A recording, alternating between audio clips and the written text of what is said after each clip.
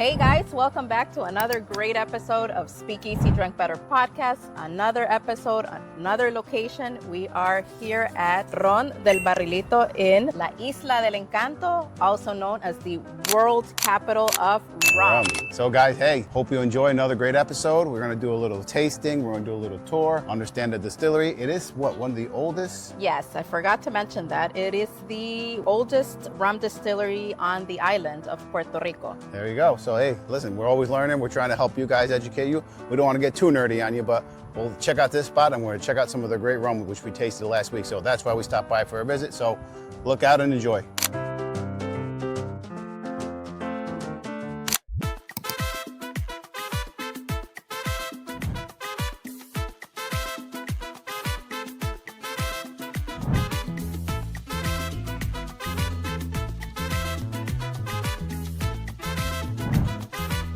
I'd like to officially welcome you to Hacienda Santa Ana, home of Ron del Barrilito, the oldest rum brand in Puerto Rico.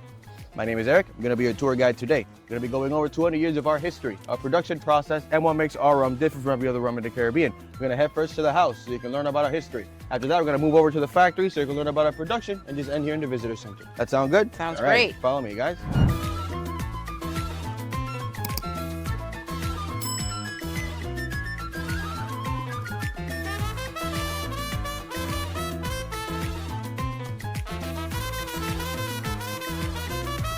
Alrighty guys, before I talk about rum, I want you to take a look behind you. This here is Hacienda Santa Ana. This land dates back to the late 1700s. It was founded by a man named Fernando Fernandez. Pretty easy name to remember, right? Fernando Fernandez.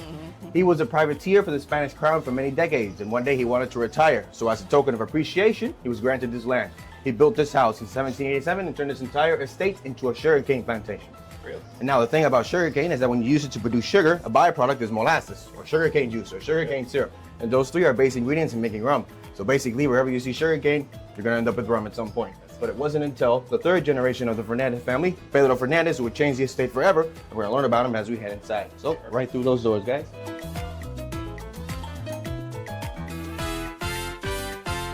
Alrighty.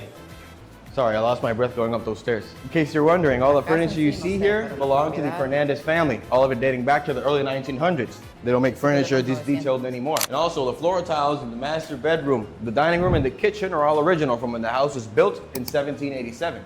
So we're basically standing on the same floors that Pedro walked in, Pedro being this gentleman right over here.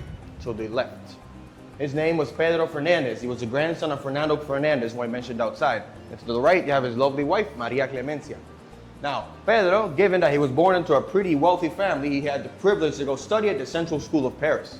Over there, he was contemporary to legends of engineering, such as Louis Cartier, the watch designer, Andre Michelin, Michelin Tire Company, Michelin Restaurants, and Gustavo Eiffel, man who designed the Eiffel Tower. He was contemporary to all those legends of engineering, and he studied chemical and civil engineering. So he was a very smart man. And while studying abroad in France, he grew a fascination on the preparings of cognac in France. I don't know if you guys know, cognac is considered the finest sipping spirit in the world. And so Pedro wanted to bring those refined techniques over here in Puerto Rico and apply them to rum. This is actually him a little bit older. This picture was taken at the beginning of the 1900s, and that structure over there is the structure we have right out there. So, when Pedro finished studying, he came back to the island. He was basically engineer by day, rum maker by night. As a hobby, he would test out rum formulas and give samples to friends, family, and visitors who came to the estate. He was known for walking the streets of Bayamon, holding a little barrel just like this one, tucked under his arm and just spouting samples to get feedback about his rum, right? He got a lot of friends. It came to a point where wherever he was recognized around town in Bayamon, they'd always ask him the same question. Hey Pedro, you still got that rum from a little barrel?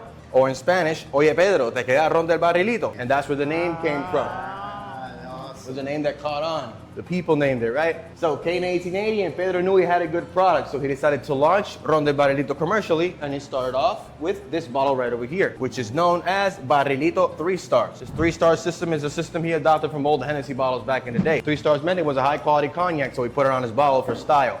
Oh, and you guys see these medals up here? Every single bottle has them. They represent when he participated in the Pan American Exposition. It's like an artisanal rum competition they hold in the US, and he won a gold medal in 1901 and 1904. So it was a fantastic rum when it came out.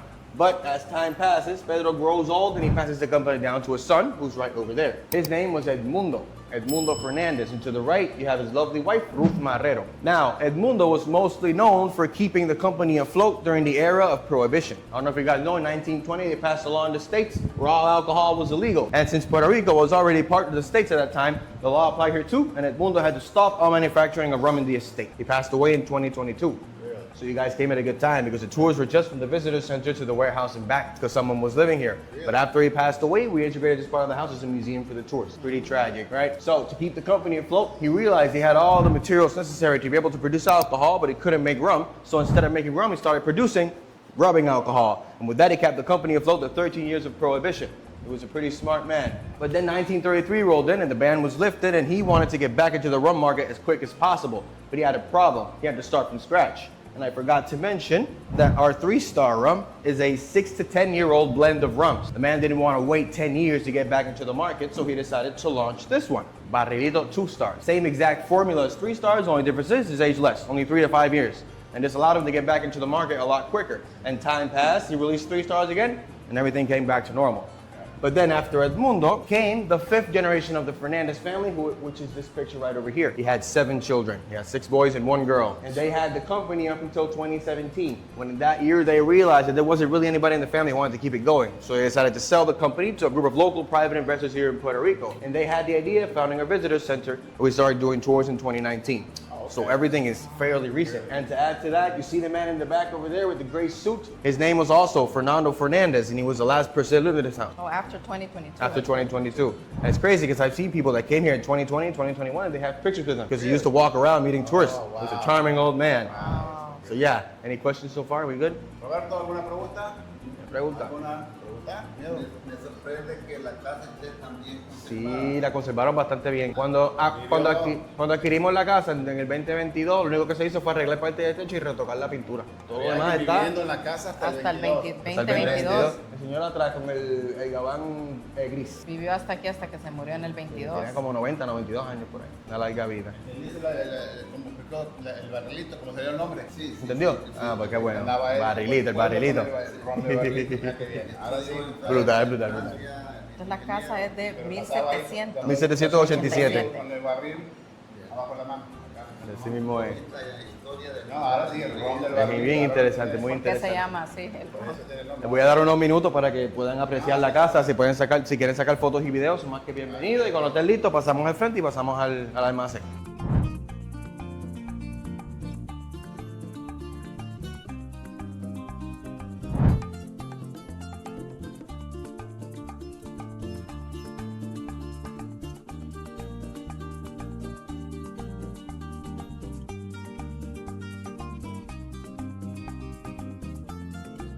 Alrighty guys, so this over here is an example of how a sugarcane used to look back when the industry was booming in Puerto Rico. And this castle looking structure used to be a windmill used to crush a sugarcane.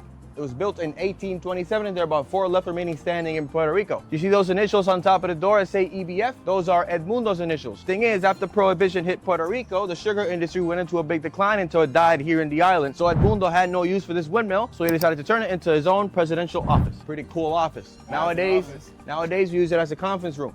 So it might look like this in the outside, but in the inside is remodeled, has AC, Wi-Fi, the whole mix. Alrighty, so those big canisters behind you is where we store the ethanol, the raw alcohol. We store it at 189 proof. That's about 94.5% alcohol, so you don't really want to drink this yet. Each one holds about 24,000 gallons. And that right there is an example of how big our barrels are. On their own, empty, they weigh up to 230 pounds. So you can imagine. And this barrel over here is being tested for leaking. And if it leaks too much, then we can't put rum in it because we lose too much product. So what they do is they break them up and repurpose them elsewhere on the property. You see those chairs over there in the back? Those were made out of barrels. If you check out our visitor center, you're gonna see most of the decorations around the... We got extra wood. Yeah. It's from the... Also, we use the wood from the barrels to smoke drinks at the bar. So we use the hell out of those barrels. Yeah. We use sherry. We only use sherry. Yeah, no bourbon. No bourbon at all. Okay, that's different. That's interesting too. That's interesting.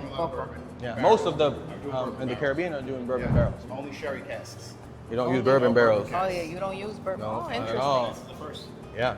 Now, over here, this over here is the final stage of production. This isn't a museum. This is actually a working station. This is our bottling room. Basically, how this machinery works, we put a case here with 6 empty bottles. This machine pulls them out, and they start going around the conveyor belt. You can come closer, there's no one working. Over here, the bottles get rinsed and sanitized. And then after that, over here is where they get filled with the rum. This filled up to 12 bottles per minute. And then after that, they put a cap on the bottle. Over here, they get labeled, and at the end there, they put a plastic seal on top. It's all ran by a team of 9 employees. That's including the master blender and his apprentice. Every single bottle ends up on that table over there, and every single package is hand packaged. And sometimes they're short-handed and they call us from the visitor center. We come over and help them bottle, and that's pretty cool.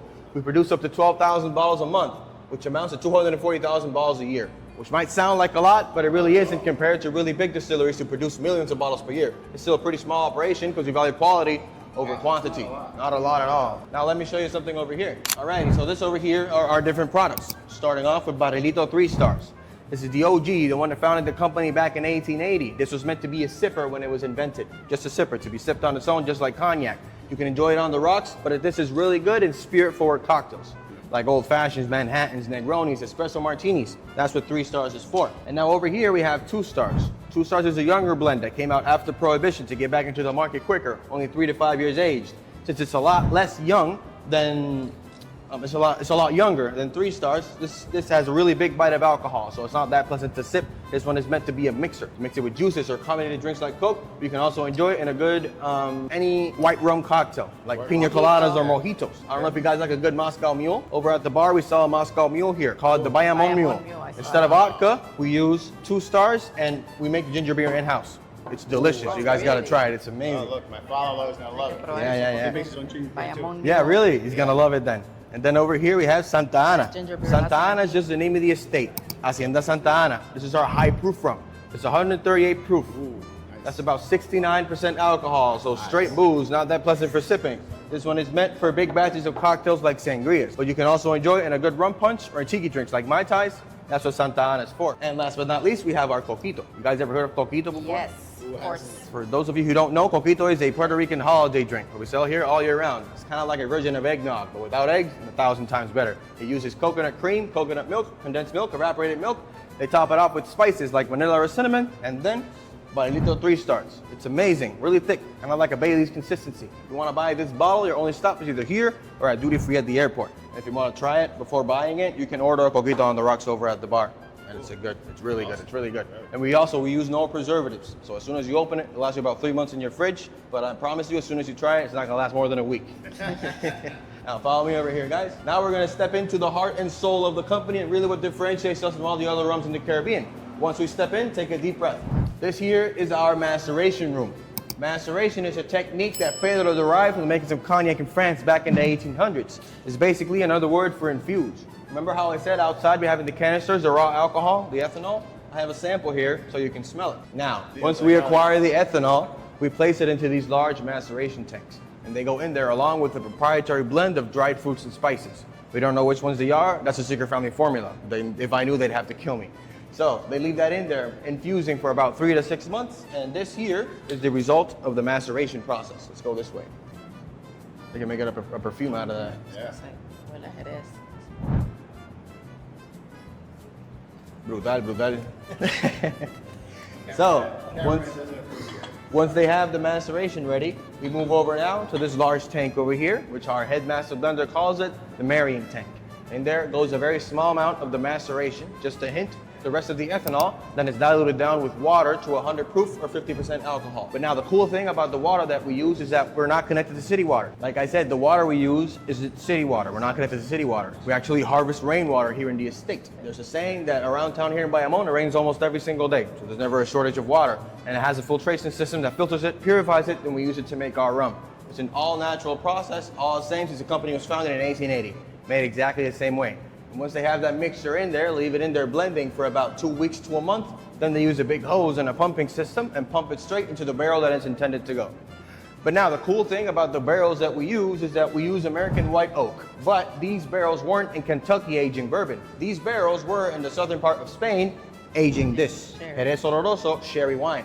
Usually rum brands in the Caribbean, what they use is bourbon barrels. But over here we use sherry casks, that cognac inspiration. So you said that you do use American white oak, but it was aging this in the southern part of Spain. Oh, okay, got it. So, As a summary, the thing that differentiates us from all the other rums in the Caribbean is our maceration process and the barrels that we use.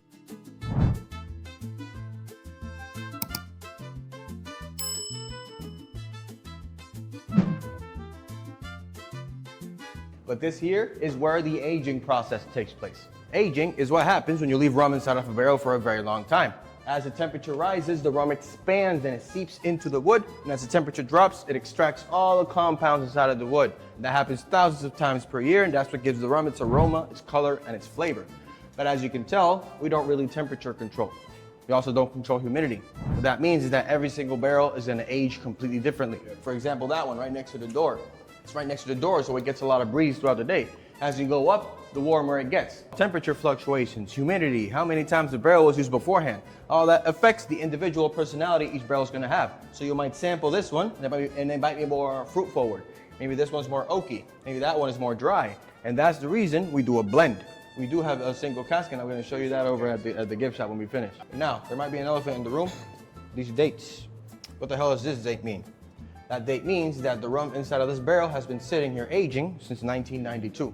If you think that's crazy, check out the one behind you. 1982. I also have over here from 79 and 74. But that's the reason these really old barrels are here. They were just here when we got here. But you gotta think that none of these barrels have a specific purpose. It just depends on how it ages. When you're cooking, maybe all you're missing is a pinch of salt. Maybe that pinch of salt is in one of these barrels. Maybe the master blender has a batch where it's perfect in flavor, but it's missing some color. It's missing some color. Maybe the color is in one of these really old barrels, and we add them to the batch for color correction. Right? That makes sense, right? Yeah. All right. Any questions so far? There's no other additives. No additives at all. Everything here is natural, natural, natural. And now, if you're wondering what's our oldest barrel, it's this one right over here. 1952. From 1952. Now, like I said, this is our oldest barrel from 1952. This barrel in particular has a story.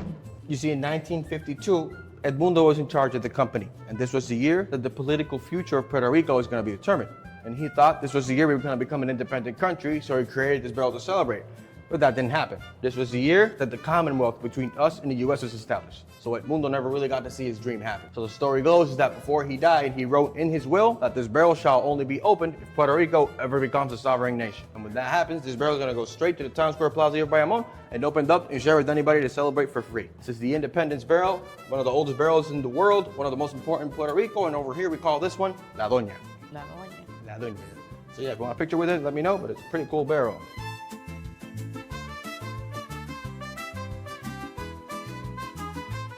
Here is our visitor center. Before being what it is today, it used to be the original aging warehouse where the company was founded. And over here is also where the rubbing alcohol was invented. But what happened? In 2017, after the family sold the company, Hurricane Maria struck Puerto Rico. Category 5 hurricane. The warehouse and the house were fine because those are concrete, but this building was made out of wood. And it was flattened completely destroyed. So the investors turned it into what you see today, using the same materials, trying to keep the same aesthetic you used to have to respect the history.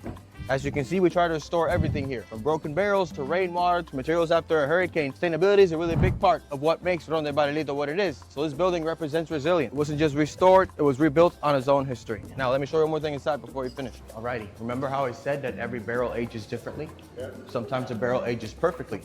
And that barrel over there is an example of that. The rum inside of that barrel was from 1997, and in 2024, our master blender sampled it, and he thought it was perfect, and there was no need for blending, and he bottled it as is. When you bottle of a single barrel, it's known as a single cask. We have it over here in the gift shop, so you can check it out.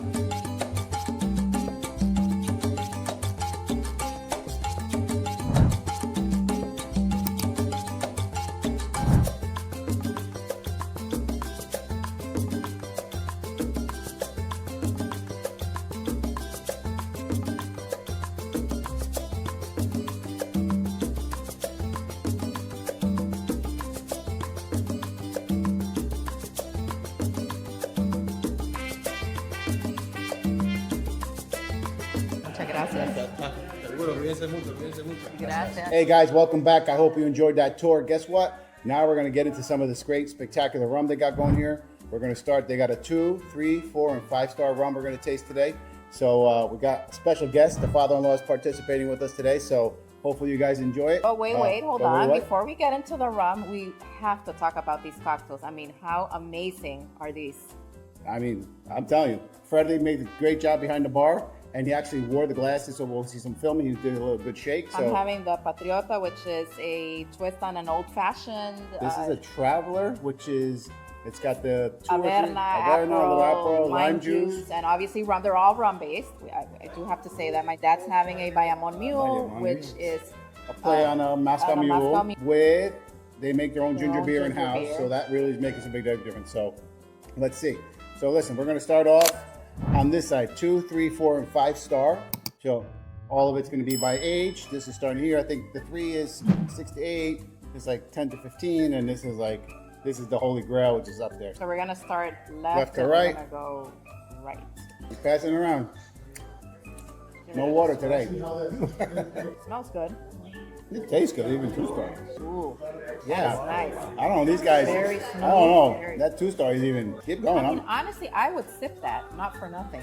I guess he liked it. It was a big swig. Está bueno. Bueno, muy bueno. Yeah, he liked that. It was a And good- this is the one that they're using for mixing. Mixing. for This, cocktails. the 3 star they're using for a lot of old fashions. More spirit forward cocktails. The 2 is for more of like Mai Tais, Pina Coladas. Good.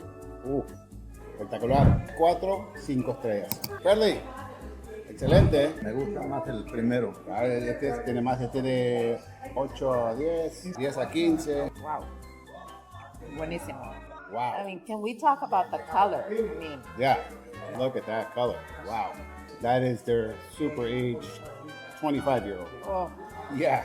if it tastes as good as it smells, guys, we are in for something Yeah, this is really rum. good. Holy crap, that is delicious. Spectacular. ¿Qué tal? Muy bien. Ah, Excelente. sí, claro. Excelente. Yeah.